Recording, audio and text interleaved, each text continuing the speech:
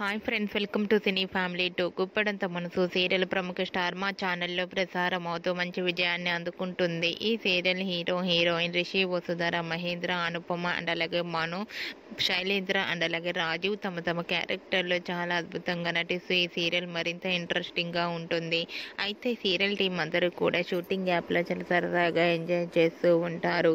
రీసెంట్గా Guppedantha Manasu serial fame Vasudhara, Manu, Mahendra shooting location latest ఫొటోస్ను share చేశారు. ఆ ఫొటోస్లో మను, మహేంద్ర షూటింగ్లో పాల్గొంటూ చాలా బిజీగా కనిపించారు.